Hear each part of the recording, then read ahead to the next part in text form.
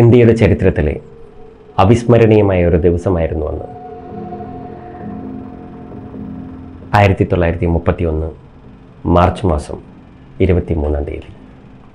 തൂക്കിക്കൊല്ലാൻ 2 പേർ ബാക്കിയുള്ളപ്പോൾ ഭഗത് സിംഗിനെ കാണാൻ അദ്ദേഹത്തിൻ്റെ അഭിഭാഷകൻ പ്രാൺനാഥ് മേത്തയ്ക്ക് അനുവാദം നൽകി. കൂട്ടിലിട്ട സിംഹത്തെ പോലെ മുറിക്കകത്ത് അങ്ങോട്ടും ഇങ്ങോട്ടും നടക്കുകയായിരുന്നു ഭഗത് സിംഗ്. മേത്തയെ പുഞ്ചിരിയോടെ അദ്ദേഹം സ്വാഗതം ചെയ്തു. പിന്നെ ധൃതിയിൽ ചോദിച്ചു, വിപ്ലവകാരി ലെനിൻ എന്ന പുസ്തകം കൊണ്ടുവന്നിട്ടുണ്ടോ?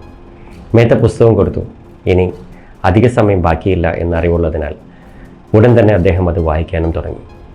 രാഷ്ട്രത്തിന് എന്തെങ്കിലും സന്ദേശം നൽകാനുണ്ടോ എന്ന മേത്തയുടെ ചോദ്യത്തിന് 2 കാര്യങ്ങളുണ്ട്. പുസ്തകത്തിൽ നിന്ന് കണ്ണെടുക്കാതെ ഭഗത് സിംഗ് പറഞ്ഞു, 2 മുദ്രാവാക്യങ്ങളാണവ.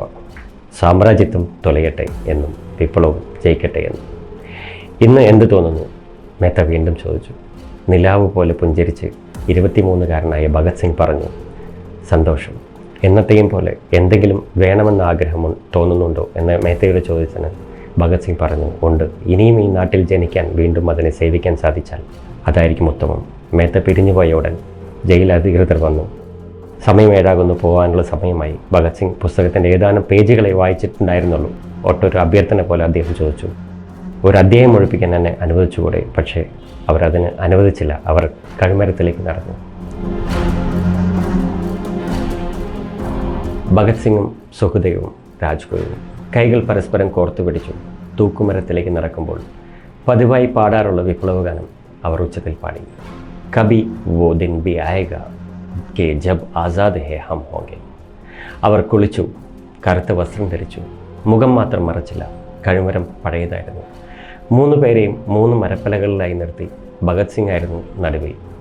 കുരുക്കിട്ട കയറുകൾ ഓരോരുത്തരുടെയും കഴുത്തിൽ മുറുക്കി. 3 ആ കയറിൽ ചുംബിച്ചു. തുടർന്ന് അവർ ഒരുമിച്ചൊരു പാട്ടുപാടി. മാ രംഗ് ദേ മേരാ ബസന്തി ചോല. അമ്മേ, എൻ്റെ രക്തസാക്ഷിത്വത്തിനുള്ള ഉടുപ്പുകൾ ഒരുക്കി തരും. ഇരുട്ട് വീണ ജയിലിൽ മുറികളിലിരുന്നു കൊണ്ട് സഹതടവുകാർ അത് കേട്ടു. കലങ്ങിയ കണ്ണുകളോടെ അവരത് ഏറ്റുപാടി. ഇന്ത്യയുടെ ചരിത്രത്തിലെ അവിസ്മരണീയമായ ഒരു ദിവസമായിരുന്നു.